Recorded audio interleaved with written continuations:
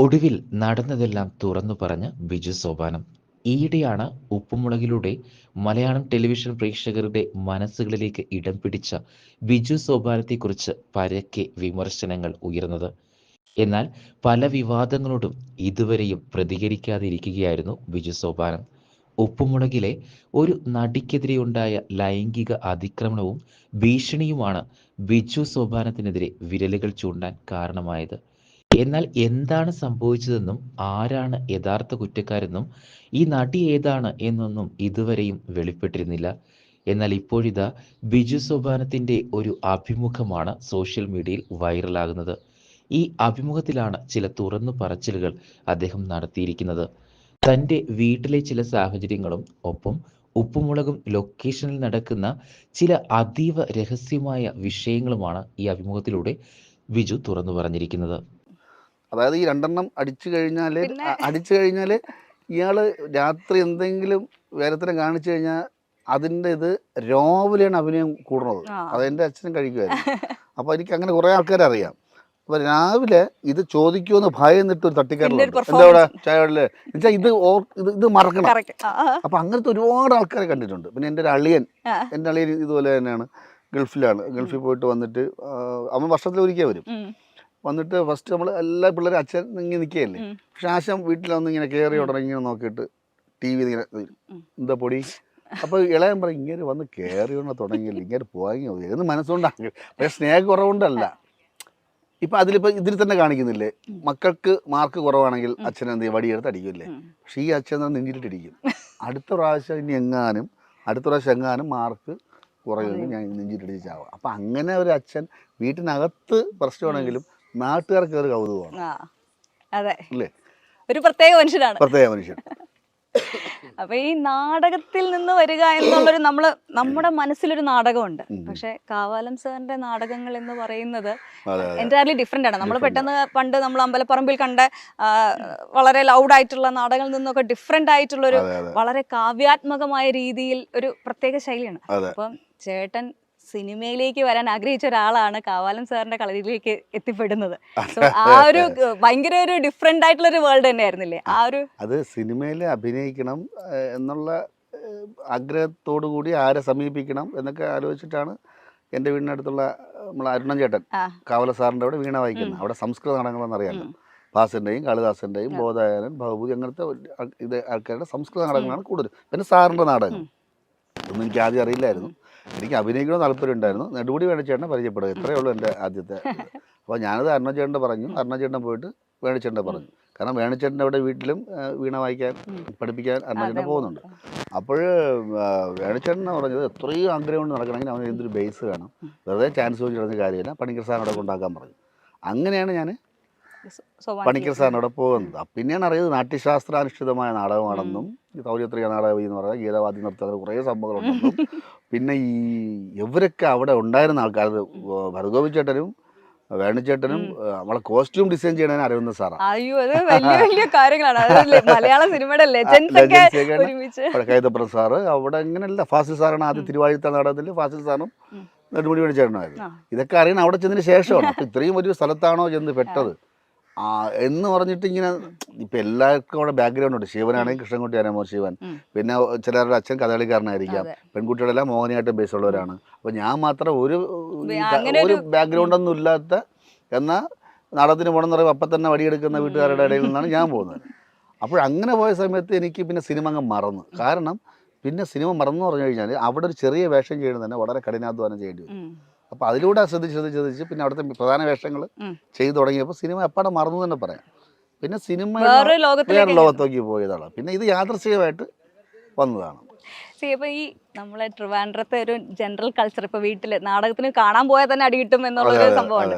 അപ്പൊ ഗവൺമെന്റ് ജോലി ഒരെണ്ണം ഒപ്പിക്കുക എന്നുള്ളതായിരിക്കുമല്ലോ വീട്ടിൽ നിന്നുള്ളത്. അപ്പൊ അതിൽ നിന്നും ഈ ഒരു നടനായി എത്തുക എന്നുള്ളതൊരു വലിയ ചലഞ്ചാണ്. നമ്മള് അച്ഛനമ്മമാര്, ബന്ധുക്കള്, നമ്മുടെ സമൂഹത്തിൽ അന്നൊക്കെ ഒരു അക്സെപ്റ്റൻസ് ഭയങ്കര പ്രശ്നം തന്നെയായിരുന്നില്ലേ?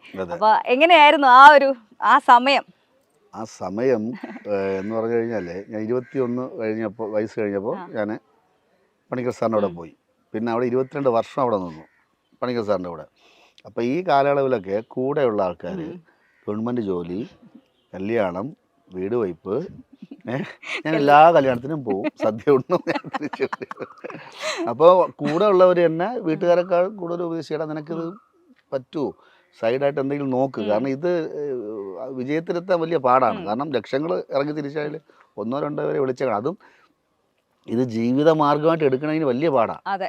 നമുക്ക് പറയാൻ പറ്റും നാളെ ഞാൻ ഒരു കാര്യം ചെയ്യാം, 2 പാട്ട് പാടി ഞാൻ കുറച്ച് പൈസ ഉണ്ടാക്കാം, അല്ലെങ്കിൽ അഭിനയിച്ച് പൈസ ഉണ്ടാക്കാമെന്ന് നമ്മളൊരിക്കലും പറയാൻ പറ്റില്ല. അപ്പം ഞാൻ എൻ്റെ ഉദ്ദേശം എന്ന് പറഞ്ഞു കഴിഞ്ഞാൽ എനിക്കൊന്നും വേണ്ട, വീടും വേണ്ട, ഭാര്യയും വേണ്ട, നല്ല വസ്ത്രങ്ങളും വേണ്ട, നല്ല വാഹനങ്ങളും വേണ്ട, എനിക്ക് അഭിനയിച്ചാൽ മതി. ആ ഒറ്റ ഇതിലാണ് ഞാൻ കാവല സാറിൻ്റെ കൂടെ. പക്ഷെ ഒരു കാര്യം, അതൊരു തണലും കൂടെ ആയിരുന്നു.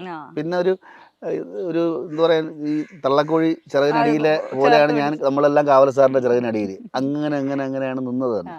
പിന്നെ ആ സാറിൻ്റെ ഈ പറയുന്ന അസുഖങ്ങളുടെ അവസാന സമയത്ത് എന്നെ തൊട്ട് മുമ്പായിട്ടാണ് ഞാൻ ഇതിലോട്ട് വന്നത്. അതിന് മുമ്പ് ഞാൻ വേറെ പോയി ചെയ്തിട്ടുണ്ടായിരുന്നു, ബാക്ക് ബെഞ്ചേഴ്സിൽ ചെയ്തിട്ടുണ്ടെങ്കിലും പ്രൊഫസറായിട്ട് ചെയ്തിട്ടുണ്ടെങ്കിലും സാറുമായിട്ട് ഇങ്ങനെ അസോസിയേറ്റ് ചെയ്തിട്ടുണ്ടായിരുന്നു. കാരണം ചില നാടകങ്ങളോടും അവിടെ ചെയ്യും ഇവിടെ ചെയ്യും. ഇത് തിരക്കായി. പിന്നെ സാറ് എന്നെ കണ്ടിട്ട് നല്ല അഭിപ്രായമാണ്. സാർ ഒരിക്കലും അങ്ങനെ പറയാറില്ല. കാരണം എന്ന് വെച്ചാല് അദ്ദേഹത്തിന്റെ നാടകങ്ങളും രീതികളും ഒക്കെ വ്യത്യാസമാണ്. ഇവിടെ ഒരു നമ്മള് പക്കാ ഒരു എന്താ പറയുക കമേഴ്ഷ്യൽ സ്റ്റൈലിലുള്ളൊരു ഷൂട്ട് എന്ന് പറയുമ്പോൾ ഈ ഒരു ട്രാൻസ്ഫോർമേഷൻ, അതായത് നാടകത്തിന്റെ ശൈലിയിലേക്ക് നമ്മൾ എത്തിച്ചിടും. നമ്മളിപ്പോൾ ക്ലാസിക്കൽ ഡാൻസ് പഠിച്ചു കഴിഞ്ഞാൽ പിന്നെ നമുക്ക് സിനിമാറ്റിക് ഡാൻസ് ചെയ്യാൻ നേരത്തെ ഒരു ഭയങ്കര ബുദ്ധിമുട്ടാണ്. നമുക്ക് എവിടെയൊക്കെ ഒരു ചിട്ടയുണ്ട്, അലസമായി കൈവിടാനുള്ള ഒരു ബുദ്ധിമുട്ട്. നമുക്ക് ആ കാഷ്വൽ എന്ന് പറയുന്ന ഒരു സ്ഥലം ബ്രേക്ക് ചെയ്ത് വരാൻ വലിയ പാടാണ്. നമ്മൾ ചിട്ടയായ ചില നാടക രീതികളൊക്കെ ചെയ്തിട്ട് അതിനെ ബ്രേക്ക് ചെയ്തിട്ട് ഒരു സാറിന് ഈസി മട്ടിൽ അഭിനയിക്കുക എന്ന് പറഞ്ഞാൽ സാധാരണ ഇത് നാടകത്തിൽ നിന്ന് പോകാത്ത ആൾക്കാർക്ക് എളുപ്പമായിരിക്കും. പക്ഷേ ഞാൻ ഇത്രയും വർഷം അത് തന്നെ ശീലിച്ച് കണ്ണെടുക്കുക, നോക്കണമെങ്കിൽ തിരിച്ചു നോക്കുക, നിൽക്കുക എന്ന് പറയുക. അപ്പോൾ ആ കൈയുടെ മുദ്രകൾ, കാരണങ്ങളൊക്കെ നമ്മൾ നാടകത്തിൽ വന്ന ഒരാൾ പെട്ടെന്ന് ഇട എന്ന് പറയണമെങ്കിൽ അത് നമ്മുടെ മനസ്സുകൊണ്ട് കഠിനാധ്വാനം, അതാണ് ഞാൻ പറഞ്ഞത്, കഠിനാധ്വാനം അത് ഭയങ്കരമായിട്ട് വേണ്ടി വരും. ഇല്ലെങ്കിൽ നമുക്ക് അതാണ് ഈ നാടകം എത്ര ടാലൻ്റ് ആയിട്ടുള്ള നാടകക്കാരുണ്ട് അല്ല, ഒരുപാട് നമ്മൾ അതിശയിച്ചു അവിടെ അഭിനയം കഴിഞ്ഞു. പക്ഷെ അതിൽ ഇതിലോട്ട് വരുമ്പോൾ ഉള്ള അവരുടെ ഈ ഒരു അത് എനിക്ക് എൻ്റെ അടുത്ത് നമ്മളെ വേണിച്ചേട്ടനൊക്കെ പറയും, അത് റെഗുലേറ്റർ പോലെയാണ്. അത് നമ്മൾ എവിടെയാണ് അത് ചെയ്യേണ്ടതെന്ന് നമ്മളത് അനുസരിക്കണം. അതൊക്കെ വേണിച്ചേട്ടൻ പറഞ്ഞാൽ ഗോപിച്ചേട്ടനും വരദോപിച്ചേട്ടനും നമുക്ക് പറഞ്ഞു തരുമായിരുന്നു. പക്ഷെ അവരൊന്നും സിനിമയിൽ നീ പോകുമെന്ന് പറഞ്ഞിട്ടില്ല. കാരണം അവർക്ക് സിനിമയിൽ നിനക്ക് അവസരം കിട്ടുമ്പോൾ വയ്ക്കോ. അപ്പൊ ആ സിനിമയ്ക്ക് വേണ്ടി നാടകം ചെയ്ത് ചവിട്ടുപടിയായിട്ട് നാടകം ചെയ്യരുത്. നാടകം നമ്മുടെ ഒരു ഇതായിട്ട് അങ്ങനെ നിൽക്കുക എന്ന് പറയുന്നത്. ഇപ്പോൾ നമ്മൾ ഉപ്പുമുളകിൻ്റെ ഏറ്റവും വലിയ കമൻസ് എടുത്ത് നോക്കിക്കഴിഞ്ഞാൽ ഞാൻ കാണുന്നൊരു കമൻ്റ് എന്ന് പറയുന്നത് മലയാള സിനിമ ആവശ്യത്തിന് ഉപയോഗിക്കാത്ത നടൻ എന്നാണ്. അതായത് ചേട്ടൻ ഈ സിനിമയിൽ കാണണമെന്ന് ആഗ്രഹമുണ്ട്, പക്ഷേ ഒരു എപ്പിസോഡിലെങ്ങാനും ബാലുചേട്ടൻ ഇല്ലാണ്ട് ഇരുന്ന് കഴിഞ്ഞാൽ ഇതേ പ്രേക്ഷകരെ ബാലുചേട്ടൻ ഭയങ്കര ഒരു പ്രശ്നമല്ല. ഇഷ്ടക്കൂടുതലുണ്ടായിരിക്കും, അല്ലെങ്കിൽ കാണാതുള്ള സിനിമ അങ്ങനെ ഈ പറഞ്ഞ വാരി വലിച്ചൊന്നും സിനിമ ചെയ്യുന്നില്ല. ഇടയ്ക്കിടയ്ക്ക് വരുന്നുണ്ട് സിനിമകൾ വരുന്നു, അത് ചെയ്യുന്നുണ്ട്. ബാലു എന്ന ക്യാരക്ടർ ഹിറ്റായി കഴിഞ്ഞപ്പോൾ നമുക്ക് എന്താ ഭാഗ്യം, ആദ്യത്തെ സീരിയൽ തന്നെ ഫസ്റ്റ് ചെയ്തു, ഹിറ്റ് വേഷം. പക്ഷെ അതിന്റെ പുറകിലുണ്ടായിരുന്ന ഒരു കുറെ കാലത്ത് ഒരു സ്ട്രഗിള്. എനിക്ക് ഈ ബാക്ക് ബെഞ്ചേഴ്സ് പലർക്കും എനിക്ക് കണ്ട ഓർമ്മയുണ്ട്. നമ്മൾ അമൃത ടിവിയിലെ സിറ്റ്കോം കണ്ട ഓർമ്മയുണ്ട്. അപ്പൊ ആ ഒരു സിറ്റ്കോമിലേക്ക് എത്തുന്നത്, അതായത് നമ്മൾ കാണുന്ന യൂഷ്വൽ ഫിക്ഷൻ എന്ന് പറയുന്നത് മെഗാ സീരിയൽ ആണ്. പക്ഷെ സിറ്റ്കോം ഇസ് എൻറ്റയർലി ഡിഫറെന്റ്. കാരണം ഇതിന് നമുക്ക് എന്തൊക്കെ അറിയാമോ, അതായത് നമുക്ക് എന്തൊക്കെ പരീക്ഷണങ്ങൾ വേണോ എല്ലാം നമുക്ക് ഇവിടെ ഉപയോഗിക്കാൻ പറ്റും. ഇപ്പം എനിക്കൊരു പോലീസുകാരനാണെങ്കിൽ ഇപ്പം എനിക്ക് തന്നെ എൻ്റെ കണ്ടന്റ് ഞാൻ ഇവിടെ നാളെ പോലീസുകാർ ഇങ്ങനൊരു കഥയുണ്ട്, ഇവിടെ കഥ എഴുതും. എനിക്ക് ഡോക്ടർ ആണെങ്കിൽ ഡോക്ടർ, മെക്കാനിക്കാണെങ്കിൽ മെക്കാനിക്, ഡാൻസുകാരനാണെങ്കിലും പാചകക്കാരനാണെങ്കിലും ജ്യോതിഷക്കാരനായിരുന്നെങ്കിലും എന്ത് വന്നാലും നമുക്ക് ചെയ്യാൻ പറ്റും. പിന്നെ നമ്മുടെ അറിഞ്ഞ് നമ്മുടെ കാര്യങ്ങൾ പറയാൻ പറ്റും. സീരിയലാകുമ്പോൾ അവർ ചെയ്യുന്ന ചിട്ടപ്പടിയായിട്ടുള്ള കാര്യങ്ങളെല്ലാം ചെയ്യാൻ പറ്റും. ഇവിടെ അങ്ങനെയല്ല, ഇവിടെ എല്ലാ സ്വാതന്ത്ര്യവും. ഈ ഒരു നമ്മളെ ഭയങ്കര ഒരു ഫ്രീഡം ഉണ്ടല്ലോ, നമ്മളത് ഇംപ്രവൈസ് ചെയ്തിട്ടാണ് സ്ക്രിപ്റ്റ് ചെയ്യുന്നത്. സ്ക്രിപ്റ്റ് വായിക്കുന്നുവെങ്കിലും നമ്മൾ ചെയ്യുന്ന സമയത്ത് ഭയങ്കരമായിട്ട് ഇംപ്രവൈസ് ചെയ്ത് തിരുത്താൻ പറ്റും. പക്ഷേ ഈ സാധാരണ സീരിയലിൽ അങ്ങനെ അല്ലെങ്കിൽ സിനിമയിലേക്ക് പോകുന്ന സമയത്ത് ഈ ചിട്ടയിൽ ഡയലോഗ് അങ്ങനെ തന്നെ പറയേണ്ടി വരും, ബുദ്ധിമുട്ടുണ്ടാവാറുണ്ട്. ഞാനങ്ങനെ പോയിട്ടില്ല സീരിയൽ, ഒന്ന് ചെയ്തിട്ടോ രാധാമാധവ സീരിയൽ ഉണ്ട്. അത് ഈ വീട്ടിൽ വെച്ചായിരുന്നു. എൻ്റെ വൈഫായിട്ട് അഭിനയിച്ചത് വിദ്യുജ മേനോനായിരുന്നു. പക്ഷെ അത് പുറത്തിറങ്ങിയിട്ടില്ല. അത് മണി ഷൊണൂണായിരുന്നു എൻ്റെ. അപ്പം എനിക്ക് അന്നത് ചെയ്തെങ്കിലും എനിക്ക് അതിനോട്, കാരണം നമ്മളിപ്പം സംസാരിക്കണമെങ്കിൽ സീരിയലാകുമ്പോൾ ഞാനിങ്ങനെ സംസാരിക്കേണ്ടി വരും. ക്യാമറ നോക്കി ഇവിടെ ആൾ നിൽക്കും, ഇയാളോട് പറയേണ്ടത് അത് ആ ഒരു രീതിയാണ്. അത് മോശം ഇല്ലല്ലോ, മോശം ലൈഫ് നമുക്ക് പറയാൻ പറ്റില്ല. കാരണം അത് കേട്ട് പറയല്ലേ. ആരും സീരിയൽ ആരും അവർക്ക് ഒരു ദിവസം ഇത്ര എപ്പിസോഡ് അടിച്ചു തീർക്കണമെന്നുണ്ട്. അപ്പം പിന്നെ എല്ലാം കാണാൻ പഠിച്ച് പറയിക്കാനുള്ള സമയമൊന്നും അവർ തരില്ല. അപ്പം നമ്മൾ കേട്ട് പറയുമ്പോൾ എന്തായിരുന്നാലും അത് ഒരു പ്രോസസ്സ് വേറെ, എന്നാലും അതിലും ചെയ്യുന്ന മിടുക്കന്മാരുണ്ട്. പക്ഷെ നമുക്കെന്താ അത് സൂട്ടാവില്ല, അവിടെ ചെന്നാൽ പരാജയമായിരിക്കും. ഒരു ഭയങ്കര ഒരു അടുക്കി നമ്മളൊരു കെട്ടി ഇട്ടിട്ട് ചെയ്യുന്ന പോലത്തെ ഒരു ഫീൽ ആയിരിക്കും അല്ലേ. ഇപ്പൊ നമ്മൾ ഇവിടെ കാണുമ്പോ എന്ന് വെച്ചാൽ ശരിക്കും ആ ഒരു ഫ്രീഡം നമ്മൾ കണ്ട് ശീലിച്ചിട്ടില്ല. നമ്മൾ കണ്ടിരിക്കുന്ന ആർട്ടിസ്റ്റുകൾ അവിടെ അനങ്ങാണ്ട് നിന്ന് ഡയലോഗ് പറയുന്നു, കുറച്ചു നേരം നിന്ന് റിയാക്ഷൻ കൊടുക്കുന്നു, മൊത്തത്തിൽ ബാക്ക്ഗ്രൗണ്ട് മ്യൂസിക്കിന്റെ ഇഫക്റ്റിൽ നമ്മൾ ഇമോഷൻസ് മനസ്സിലാക്കും. പക്ഷെ ഇതങ്ങനെയൊന്നുമില്ല, ഇങ്ങനെ അങ്ങോട്ട് കിടക്കുന്നു ഇങ്ങോട്ട് കിടക്കുന്നു. അപ്പോൾ ഈ ഒരു ഷൂട്ടിംഗ് പ്രോസസ്സ് എങ്ങനെയാണ്? കാരണം നമ്മുടെ പ്രേക്ഷകർക്ക് പലർക്കും ഇത് അറിയില്ല. അവർ നോക്കുമ്പോൾ അതൊരു വീട് മൊത്തം ഇങ്ങനെ നടക്കുന്നു, ഈ വീടിനകത്തുള്ള കഥാപാത്രങ്ങളെയും കംപ്ലീറ്റ് ബന്ധങ്ങളെയും എല്ലാവർക്കും അറിയാം. അത് ഇതിന്റെ ഈ ഷൂട്ടിംഗ് പ്രോസസ്സ് കാരണമാണ് എന്നാണ് എനിക്ക് തോന്നിയിട്ടുള്ളത്. അപ്പൊ അതിനെ പറ്റി ഒന്ന് പറഞ്ഞുതരാമോ? ഷൂട്ട് ഞാൻ നേരത്തെ പറഞ്ഞ പോലെ പഠിച്ചു മറന്ന് ചെയ്യുക എന്നുള്ളൊരു സംഭവമാണ് ചെയ്യുന്നത് തന്നെ. ഇപ്പോൾ നമ്മുടെ ഒരു സംഭവം കൺവേ ചെയ്യാൻ വേണ്ടി നമ്മളെന്ത് ഭാഷ ഉപയോഗിക്കും അല്ലേ? അത് ഹിന്ദി ആയിക്കോട്ടെ, അപ്പം കാര്യം അറിഞ്ഞിരുന്നാൽ നമുക്ക് ഏത് ഭാഷയും നമുക്ക് മനസ്സിലാവും. അപ്പം ഇവിടെ ഭാഷയ്ക്ക് വലിയ ഇമ്പോർട്ടൻസ് ഇല്ല, നമുക്ക് കാര്യം അവതരിപ്പിക്കുക എന്നുള്ളതാണ്. അപ്പോൾ നമ്മൾ എന്താണ് അവതരിപ്പിക്കേണ്ടത്, ദേഷ്യം വന്നു കഴിഞ്ഞാൽ ദേഷ്യം, അതിന് ചിട്ടയായി നേരത്തെ പറഞ്ഞ പോലെ അതിൽ വരമ്പുകളോ പിടിച്ചു നിർത്തിയോ, പിന്നെ ഈ ടെക്നിക്കൽ പരമായിട്ടുള്ള സംഭവങ്ങൾ അധികം അതിൽ കടന്നു കയറുന്നില്ല എന്നുള്ളതാണ്. ഇപ്പം നമ്മൾ ഒരു കാര്യം പറയട്ടെ, ക്യാമറയ്ക്ക് വേണ്ടി അവരുടെ അല്ല, നമുക്ക് വേണ്ടി ക്യാമറ നമ്മൾ എവിടെ പോയാലും അവിടെ ക്യാമറ ഉണ്ട്. അല്ല ക്യാമറയ്ക്ക് ഒരു ചിട്ടവട്ടം വെച്ചിട്ട് ചെയ്യുമ്പോൾ ഉള്ള അതിലല്ല ഇത്. പക്ഷെ ഈ ഒരു സാധനം വേറെ ഒരിടത്ത് ഉപയോഗിക്കാൻ പറ്റില്ല. മറ്റേ സിനിമയിൽ പറയുന്ന അതേ ഡയലോഗ് ഉണ്ട്, വെള്ളത്തിൽ കൂടെ ചാടട്ടെ എന്നുള്ളതാണ്. അല്ല അപ്പോൾ ഇതിപ്പോൾ സിനിമയിൽ ആപ്ലിക്കബിൾ അല്ല, സീരിയലിൽ ചെയ്യാൻ പറ്റില്ല. കാരണം അതിൻ്റെ രീതികളുണ്ട്. ഇപ്പം സംവിധായകൻ്റെ കലയാണ് സിനിമയാണെങ്കിൽ, ഇതിപ്പോൾ സംവിധായകൻ്റെ കലയെന്ന് മൊത്തത്തിൽ പറയാൻ പറ്റില്ല, എല്ലാവരും കൂടി ചേർന്നുള്ള സംഭവമാണ്. ആരും ഇതിൽ പ്രധാന കണ്ണിയാണ്ടി ഞാൻ മാത്രമല്ല ഇവിടെ. പാറക്കുട്ടി ഇപ്പം ഇന്നലെ വന്ന് ഇപ്പം പൂച്ചക്കുട്ടി വരെല്ലാം ഒന്നാണ്. ഡയറക്ടർ ഒന്നാണ്, സ്ക്രിപ്റ്റ് റൈറ്റർ ഒന്നാണ്, എല്ലാവരും ക്യാമറമാന് എല്ലാവരും ഒന്നിച്ച് നിന്നാൽ മാത്രമേ ഈ സംഭവം നടക്കത്തുള്ളൂ. ശരിക്കും ഈ പിള്ളേരൊക്കെ ഉണ്ടല്ലോ, നമ്മളിങ്ങനെ എന്താ പറയുക, പിള്ളേരൊക്കെ വളർന്നു വരുന്നത് അങ്ങ് കാണുമായിരുന്നു. ശരിക്കും നമ്മുടെ ഫാമിലിയിലെ മക്കളൊക്കെ വളർന്നു വരുന്ന പോലെ കേശുവും ശിവാനിയും ലച്ചും ഒക്കെ വളരുക. ഇപ്പം ആ ഒരു ഭയങ്കര അടുപ്പമുണ്ടല്ലോ. ഇപ്പം നിങ്ങൾ ഇത്രയും വർഷമായിട്ട് ഒരുമിച്ച് ചെയ്യുകയാണ് ഒരു ഫാമിലി ആയിട്ട്. ആ ബോണ്ടിങ്, വർക്ക് എന്നുള്ളത് മാറി, വർക്കിന്റെ ഒരു സ്റ്റേജ് കഴിഞ്ഞല്ലോ.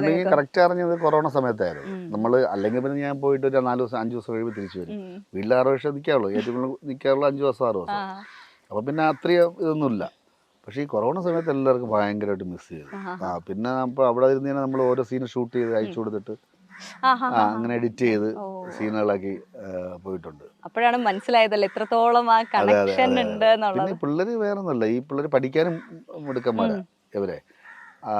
പിന്നെ ഒരു കാര്യം, പാഠപുസ്തകത്തിലൂടെ മാത്രമല്ല അവരുടെ അറിവ്, ഈ സ്ക്രിപ്റ്റ് വൈസ് എഴുതുമ്പോൾ എന്തൊക്കെ അനുഭവങ്ങൾ, ജീവിതാനുഭവങ്ങളും കൂടെ അവർ പഠിക്കുകയാണ്. പല പല സാഹചര്യങ്ങളിലോട്ട് പോവില്ല. പിന്നെ അവർ അതുകൊണ്ട് പിന്നെ കുട്ടിത്വം അവരുടെ പോയി എന്ന് വേണം പറയാം. അങ്ങനെ ഒരു സംഭവം കൂടെ അവർക്കുണ്ട്. ഒരു കുട്ടികളല്ല, ഒരു കുട്ടിയെ പ്രായത്തിലെ അപ്പൊ എനിക്ക് വീട്ടിൽ ചെല്ലുമ്പോൾ എൻ്റെ മോള് വളരെ സൈലന്റ് ആണെന്ന് എനിക്ക് തോന്നും. ഞാൻ ഇവളൊന്നും സംസാരിക്കാത്ത. പക്ഷേ സാധാരണ പിള്ളേർ അങ്ങനെയാണ്. ഇതങ്ങനെയല്ല. ഇപ്പൊ ഞാൻ പറയട്ടെ, ഇപ്പൊ കേശു ഇരിക്കുക, സെറ്റിലിരിക്കുക, ഇപ്പോഴുള്ള കാര്യമല്ല, ഒരു 1, 2, 3 വർഷങ്ങൾക്ക് മുമ്പുള്ള കേശുവിനെ ഞാൻ പറഞ്ഞു. കേശു ഇരുന്നിട്ട് ഒരാൾ വരെയാണ്, അയാൾക്ക് ഒരു 10-60 വയസ്സുണ്ടെന്ന് വിചാരിക്കും. വന്ന ഉടനെ ഇപ്പം നമ്മൾ സാധാരണ പിള്ളേരാകുമ്പോൾ ഇരിക്കുമ്പോൾ ചിരിക്കും. അപ്പം ആ പുള്ളിയിൽ ചോദിക്കുക, മോനെ നന്നായിട്ട് അഭിനയിക്കുന്നു കേട്ടോ, എന്താ പേര് മോനെ? അത് അൽസാബിത്ത്. അതാണല്ലേ ഒറിജിനൽ പേര്? ആ ശരി ശരി, ഓക്കെ ഇതല്ലേ. പക്ഷെ കേശു അതല്ല. കേശുവിന് ഇരുന്നിട്ട് എന്താ പേരെന്താ? എൻ്റെ പേര് നാരായണൻ. ആ ഓക്കെ, എന്ത് ചെയ്യുന്നു ഇവിടെ? പെൻഷനായോ? ഓ സുഖമാണോ? ഫാമിലിയൊക്കെ സുഖമായിരിക്കണോ? Okay okay. ഇതാണ് അവൻ. കാരണം തിരിച്ചടിച്ച് അവൻ കാരണവരെ അല്ല, അങ്ങനെയാണ് ഇവിടുത്തെ കാര്യങ്ങൾ. ആദ്യം കാരണം എന്ന് വെച്ചാൽ കുട്ടികളാണ് എന്നുള്ള രീതിയിൽ അവിടെ ഫാമിലി മെമ്പേഴ്സ് എന്നുള്ളതേ ഉള്ളൂ, വലിയവർക്കൊപ്പം തന്നെയാണ്. നമുക്ക് ചില സമയത്ത് ഈ പറഞ്ഞ കമന്റ്സിന്റെ ഇടയിൽ കുട്ടികൾ ചെറിയ ഞാൻ പറയട്ടെ, അത് പറയിപ്പിക്കുക തന്നെയാണ്. ഇത് കച്ചവടമല്ലേ ഇത്? ഞാൻ പറയട്ടെ, ബോവനും മോളിൽ കൂടെ സമകാലീന പ്രശ്നങ്ങളും രാഷ്ട്രീയ കാര്യങ്ങളൊക്കെ ചർച്ച ചെയ്ത് ബോവനും മോളിയാണല്ലോ. ഈ കുട്ടികളുടെ പറയുമ്പോൾ അതിനൊരു അത് നമുക്ക് കേൾക്കാനൊരു അത് കച്ചവടം തന്നെയാണ്. അത് അങ്ങനെ പറയിപ്പിക്കാൻ പറ്റൂ എന്തായിരുന്നാലും. ഈ കൂട്ടത്തില് ഏറ്റവും വലിയ വേന്ദ്രൻ അല്ലെങ്കിൽ വേന്ദ്രത്തെ ആരാ? കേശുവാണ് ചില എല്ലാം കൂടെ വിളിച്ച് പൊട്ടത്തരങ്ങളെ വിളിച്ച് പറയുന്നതും. എന്നാൽ കേശുവാണ് കൂടുതലും നിൽക്കുക. ബാക്കിയല്ല ഇപ്പം പാർക്കുട്ടി ഈ ഇടയ്ക്ക് ഇതുപോലെ ഏതോ ഫിലിം മാഗസീൻ എന്തോ വന്നപ്പോൾ നമ്മൾക്കൂടെ വേറെ ഷൂട്ടായിരുന്നു. ഇവിടെ വെച്ച് ഷൂട്ട് ചെയ്യണു. ഞാൻ നോക്കിയാൽ പാർക്കുട്ടി അങ്ങോട്ട് ഇൻസ്ട്രക്ട് ചെയ്യണം, അവിടെ നിന്ന് എടുത്താൽ മതി, ഞാൻ ഇവിടെ വരുമ്പോൾ ഞാൻ കൈ കാണി അപ്പോൾ കട്ട് ചെയ്യണേ, അന്ന് കാണിച്ചു തരണം എനിക്ക് എടുത്തത്. ഇവിടെ ആൾക്കാർ പറയുന്നത് കേട്ടിട്ട് അതുപോലെ അപ്പം എല്ലാം ഇവിടത്തെ ആയി. ഈ പുറത്തിറങ്ങുമ്പോൾ ഇവരെങ്ങനെ ജീവിക്കും എനിക്കറിയില്ല. ഈ നമ്മുടെ ഉപ്പുമുളകിന്റെ പല എപ്പിസോഡുകളിലും വന്നിട്ടുള്ള പല കാര്യങ്ങളും നിങ്ങളുടെയൊക്കെ ലൈഫുകളുടെ എവിടെയെങ്കിലും ഒക്കെ ഉണ്ടായതാണ്. ഒരു തേങ്ങ തലയിൽ വീണ കഥ ഞാൻ കേട്ടിട്ടുണ്ട്. റിയൽ ആയിട്ട് ചേട്ടന്റെ തലയിൽ തേങ്ങ വീണിട്ടുണ്ട്. ഒന്ന് ഓർക്കാവോ?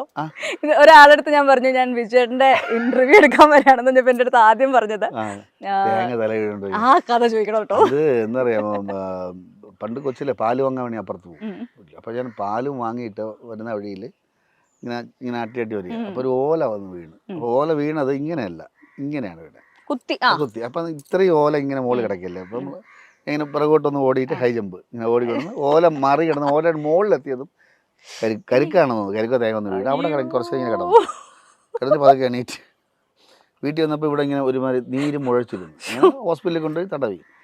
അപ്പോൾ പല സമയത്ത് സ്കൂളിലായിരുന്നാലും അവസാനം ഞാൻ മരക്കാറിൽ ജോലി കിട്ടി എനിക്ക്. മരക്കാർ മോട്ടോഴ്സ്.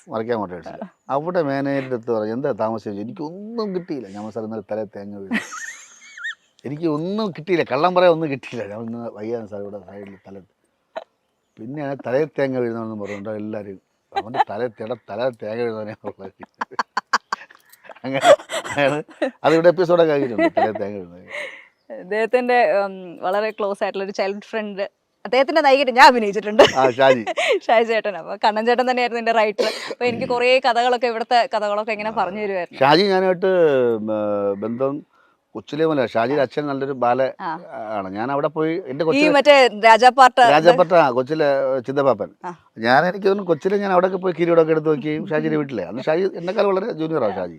അങ്ങനെ ചെയ്യുമായിരുന്നു. പിന്നെ നമ്മൾ പ്രീ ഡിഗ്രിക്ക് പഠിച്ചപ്പോഴാണ് ഞാൻ ഷാജി ദീപു എന്നൊരു ഫ്രണ്ടും കൂടെ ട്രിവേൻഡ്രത്ത് നിന്ന് ദേവികുളം വരെ സൈക്കിളിൽ പോയി. കഥ കേട്ടിട്ടുണ്ട്. എന്തിനാണ് ഈ ദേവികുളത്ത് പോകുന്നത്? അല്ല, അവിടെ എൻ്റെ ഒരു വലിയ ഉണ്ടായിരുന്നു, പുള്ളി സബ് രജിസ്റ്റർ ഓഫീസർ അവിടെ. ട്രിവാൻഡ്രത്തും ദേവികുളം എന്ന് പറഞ്ഞാൽ അത്യാവശ്യം നല്ല ദൂരമുണ്ട്, എത്ര ജില്ലകൾ തണ്ടണം. പക്ഷെ ഞാനും ഷാജി കോതമംഗലം വരെ പോയി. അവിടുന്ന് അങ്ങോട്ട് വിട്ടില്ല. ആൾക്കാർ പറഞ്ഞ ആന ഇറങ്ങും, അതുകൊണ്ട് സൈക്കിൾ കൊണ്ട് പോകണ്ട. കോതമംഗലത്ത് നിന്ന് ബസ്സിൽ പോയി ദേവികുളത്ത്. ഒരു ക്രിസ്മസ് സമയമായിരുന്നു. അവിടെ കരോളിലും പങ്കെടുത്ത് തിരിച്ച് നമ്മൾ ഇത് എത്ര പ്രായമുള്ളപ്പോഴാണ്? അതിപ്പോ എനിക്കൊരു 18-19 വയസ്സ്.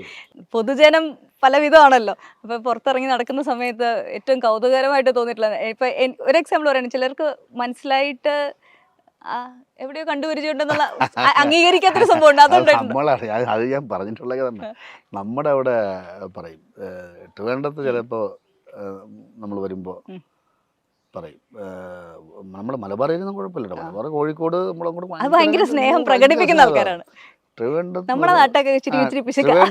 വരുമ്പം പറയും അളിയ മറ്റവൻ പറഞ്ഞോണ്ട്, മറ്റവെന്നൊക്കെ പറഞ്ഞാൽ ഇത്രയും വയസ്സായി 19 വയസ്സ് കഴിഞ്ഞ് മറ്റവൻ പറഞ്ഞു മൈൻഡ് ചെയ്യല്ല.